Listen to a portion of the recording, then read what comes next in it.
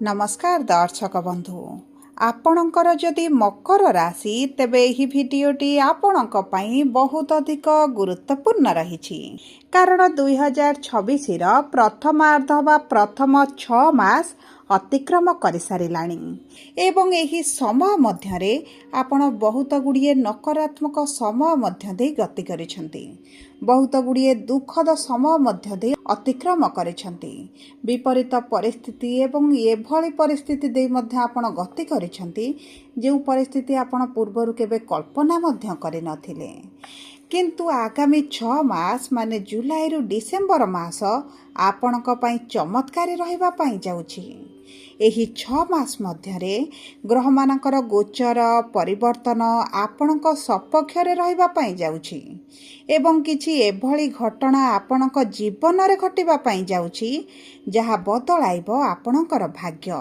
आपणकर जीवन को बदलाइबो किंतु केबे घटिबो केउ मासरे घटिबो एवं केउ ग्रहंक प्रभाव रे घटिबो ताहा एही भिडियो रे आगकू विस्तृत भाव रे आलोचना करिबी एवं सबुठारु बड़ चमत्कार हेउची जेउ ग्रह गुडी को पापी ग्रह बोली कुहा जाए छाया ग्रह बोली कुहा जाए जेमिति शनि राहु केतु एही ग्रह गुडी को आगामी 6 मास मध्यरे जुलाई रु डिसेंबर मध्यरे आपनको शुभ फल प्रदान करिबा पई जाउछंती सेथि पई आपण टिके ध्यान देई देखंतु बुझंतु एवं निज जीवन रे परिवर्तन करंतु देखंतु आजिर कार्यक्रमटी को 4 भागरे विभाजित करा जाइछि प्रथमे आपणक मकर राशिर 3टी नक्षत्रर व्यक्ति विशेष मानक पई केमिति रहिबा आगामी 6 मासटी केउ क्षेत्र रे परिवर्तन आसीबो कोन उपाय आपणकू करिबा को पड़िबो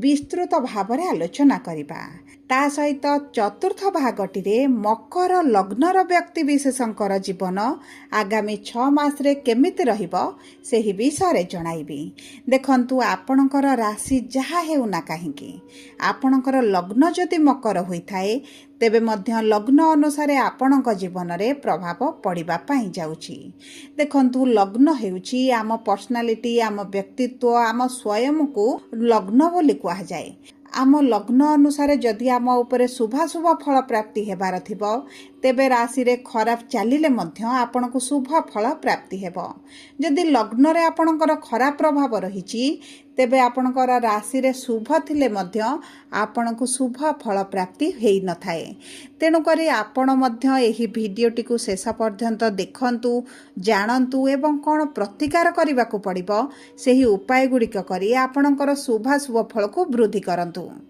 किंतु भिडियोटी को आरंभ करने पूर्वरु जदि आपणकर भी मकर राशि होइथाए एवं आपण भी ईश्वर को आंतरिक भक्ति एवं विश्वास करती तेबे भिडियोटी को लाइक करंतु कमेंट बॉक्स रे जय जगन्नाथ जय माँ लक्ष्मी अवश्य लिखि दियंतु ता सहित आम सह जोगाजोग करिबा पई वीडियोर मध्य भाग रे एक व्हाट्सएप नंबर टिए दिया जाइछि जो नंबर साहाय्य रे आपण आम सह जोगाजोग करी निजर नूतन कुंडली प्रस्तुत करि परिबे कुंडली विश्लेषण कराई परिबे किंबा आपणकर चाकरी विवाह व्यवसाय प्रेम संपर्क शिक्षा स्वास्थ्य संतान को नहीं किछि समस्या रही ताहार सहजर एवं स्वल्प मूल्य रे समाधान करि परिबे सेथिपई आपण आम सहित भिडियोर शेष पर्यंत जोड़ी होई रुहंतु एवं व्हाट्सएप नंबर माध्यम रे आम सह जोगाजोग करी खूब कम मूल्य रे आपणक समस्यार समाधान करंतु एबे आसंतु कार्यक्रमटी को आग को बढ़ाइबा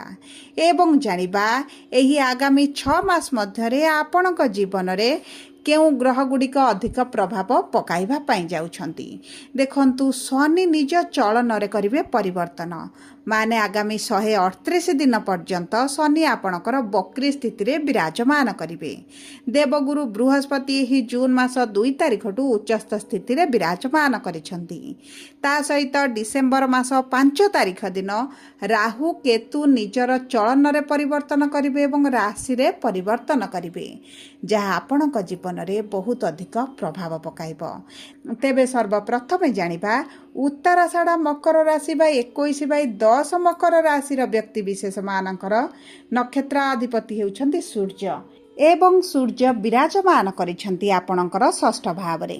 କିନ୍ତୁ ଏହି ଜୁଲାଇ ମାସ 15 ତାରିଖରେ ଆପଣଙ୍କର ସପ୍ତମ ଭାବକୁ ଗୋଚର କରିବେ। ପୂର୍ବରୁ ଯେଉଁ ଗୃହରେ ଗୁରୁ ବୁଧ ଶୁକ୍ର ବିରାଜମାନ କରିଛନ୍ତି, ଆପଣଙ୍କ ବିବାହ ପାଇଁ ଅତି ପ୍ରବଳ ଯୋଗ ବନୁଛି। ଆପଣଙ୍କର ବିବାହ ଫାଇନାଲ ହୋଇପାରେ କିମ୍ବା ବିବାହ ମଧ୍ୟ ହୋଇପାରେ। ବିଶେଷ ଭାବରେ 31/10/2026 ମଧ୍ୟରେ ଆପଣଙ୍କ ବିବାହର ସମ୍ଭାବନାଟି ଦ୍ୱିଗୁଣିତ ହୋଇଯାଉଛି। କିନ୍ତୁ ଆପଣଙ୍କ କୁଣ୍ଡଳୀରେ ଯଦି କିଛି ଦୋଷ ରହିଛି, କିଛି ସମସ୍ୟା ରହିଛି, ତେବେ ଆପଣଙ୍କ ପ୍ରତିକାର ନ କରିବା ପର୍ଯ୍ୟନ୍ତ ବିବାହରେ ଆପଣ ବିଳମ୍ବ ଦେଖିପାରନ୍ତି। ଏବଂ ତା ସହିତ ଦେଖନ୍ତୁ, ଯଦି ଆପଣଙ୍କର କିଛି ପାର୍ଟନରସିପ୍ରେ କାର୍ଯ୍ୟ କରୁଛନ୍ତି, ପାର୍ଟନରସିପ୍ରେ ବ୍ୟବସାୟ କରୁଛନ୍ତି, ଯେକୌଣସି କାର୍ଯ୍ୟ ଯଦି ଆପଣଙ୍କର ପାର୍ଟନରସିପ୍ରେ ଚାଲିଛି, ମାନ୍ଦା ପରିସ୍ଥିତି ଦେଖୁଛନ୍ତି, ପାର୍ଟନରସିପ୍ରେ ଏତେଟା ଆପଣଙ୍କର ଲାଭ ହେଉନି ଏବଂ ପାର୍ଟନରଙ୍କ ସହିତ ଆପଣଙ୍କର ଏତେଟା ତାଳମେଳ ପଡ଼ୁନି, ତେବେ ମଧ୍ୟ ଆପଣଙ୍କ ଏହି ସମ୍ପର୍କରେ ନିଶ୍ଚିତ ଭାବରେ ପରିବର୍ତ୍ତନ ଆସିବ। ରୋଜଗାରରେ ବୃଦ୍ଧି ହେବା ସହିତ ଆପଣଙ୍କ ପାର୍ଟନରସିପ୍ ବ୍ୟବସାୟ ଆଗକୁ ଚାଲିବାର ମଧ୍ୟ ସମ୍ଭାବନାଟି ବହୁତ ଅଧିକ ଦେଖାଯାଉଛି। ଆପଣ ଯଦି ନୂତନ ଭାବରେ କିଛିଟା ବ୍ୟବସାୟ ଆରମ୍ଭ କରିବା ପାଇଁ ଚାହୁଁଛନ୍ତି କିମ୍ବା ଆପଣ ସ୍ୱୟଂର କିଛିଟା ଡେଲି ରୋଜଗାର ରହିଛି, ଡେଲି ଇନକମ୍ କରୁଛନ୍ତି, ସେହିସବୁ କ୍ଷେତ୍ରରେ ଭାଗ୍ୟ ଆପଣଙ୍କ ସାଥ ଦେଉଛି। ଦେଖନ୍ତୁ, ଆପଣଙ୍କର ଭାଗ୍ୟାଧିପତି ହେଉଛନ୍ତି ବୁଧ ଏବଂ ବୁଧ ଆପଣଙ୍କର ସପ୍ତମ ଭାବରେ ବିରାଜମାନ କରିଛନ୍ତି। ତେଣୁକରି ଆପଣଙ୍କର ବିବାହ ପାଇଁ ପ୍ରବଳ ଯୋଗ ସହିତ ବ୍ୟବସାୟ ବ୍ୟାପାର ବାଣିଜ୍ୟ ପାଇଁ ମଧ୍ୟ ଅତ୍ୟଧିକ ଶୁଭ ସମୟ ରହିଛି। କିନ୍ତୁ ବୁଧ ଆପଣଙ୍କର ବକ୍ରି ସ୍ଥିତିରେ ଷଷ୍ଠ ଭାବକୁ ଗୋଚର କରିବା କ୍ଷଣି ଏବଂ ସେହି ଗୃହରେ ଷଷ୍ଠ ଭାବରେ ବିରାଜ କରିବା ସମୟରେ ଆପଣଙ୍କ ବ୍ୟବସାୟର ପ୍ରାରମ୍ଭ ସମୟରେ କିଛିଟା ସମସ୍ୟା ଦେଖିପାରନ୍ତି। କିନ୍ତୁ ଅଗଷ୍ଟ ମାସ ପରଠାରୁ, ବିଶେଷ ଭାବରେ ଅଗଷ୍ଟ ମାସ 12 ତାରିଖ ପରଠାରୁ ଆପଣଙ୍କ ବ୍ୟବସାୟରେ ଆପଣ ଉନ୍ନତି ଦେଖିବା ଆରମ୍ଭ କରିବେ।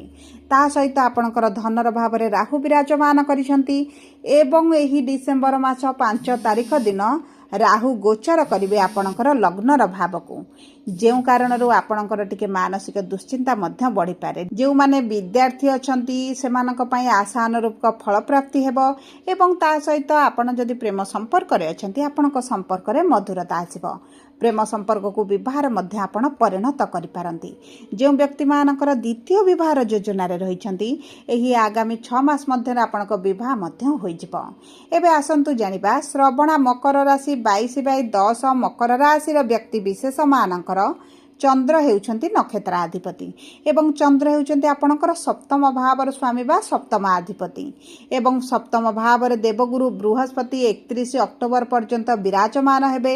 ତାହା ସହିତ ଶୁକ୍ର ଯେହେତୁ ବିରାଜମାନ ହୋଇଛନ୍ତି, ବୈବାହିକ ସମ୍ପର୍କରେ ପୂର୍ବରୁ ଯଦି ସମସ୍ୟା ଚାଲିଛି, ପତି ପତ୍ନୀଙ୍କ ମଧ୍ୟରେ ପାରିବାରିକ କଳହ ହେଇ କିମ୍ବା ଆର୍ଥିକ ସ୍ଥିତି କିମ୍ବା କୌଣସି କାରଣବଶତଃ ନେଇ ଉଭୟଙ୍କ ମଧ୍ୟରେ ଛୋଟ ଛୋଟ କଥାକୁ ନେଇ ଝଗଡ଼ା, ମନମାଳିନ, ମତଭେଦ ଚାଲିଛି, ପତି ପତ୍ନୀଙ୍କ ମଧ୍ୟରେ ସମ୍ପର୍କ ଏତେଟା ଉତ୍ତମ ରହିନାହିଁ, ତେବେ ମଧ୍ୟ ଆପଣଙ୍କ ସମ୍ପର୍କରେ ନିଶ୍ଚିତ ଭାବରେ ଶୁଭ ପରିବର୍ତ୍ତନ ଦେଖିବେ।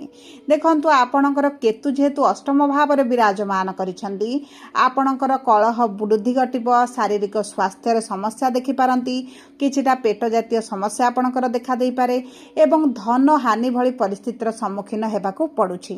କାରଣ ରାହୁ ଦ୍ୱିତୀୟ ଭାବରେ ବିରାଜମାନ କରିଲେ ଆପଣଙ୍କର ରୋଜଗାର କରିବେ କିନ୍ତୁ ଅର୍ଥ ସେଭିଂସ୍ କରିପାରିବେନି। କୌଣସି ନା କୌଣସି କାରଣବଶତଃ ଆପଣଙ୍କର ଅର୍ଥ ଖର୍ଚ୍ଚଟି ବଢ଼ି ଚାଲିବ।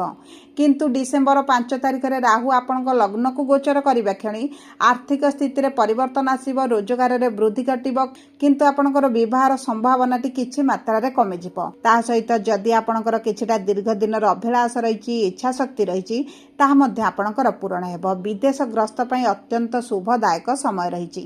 ଗୁରୁଙ୍କର ସପ୍ତମ ଦୃଷ୍ଟି ଆପଣଙ୍କର ଲଗ୍ନ ଭାବକୁ ଥିବା କାରଣରୁ ଆପଣଙ୍କ କ୍ୟାରିୟରକୁ ନେଇ ଆପଣ ବହୁତ ଅଧିକ ସଚେତନ ହୋଇଯିବେ, ସତର୍କ ରହିଯିବେ।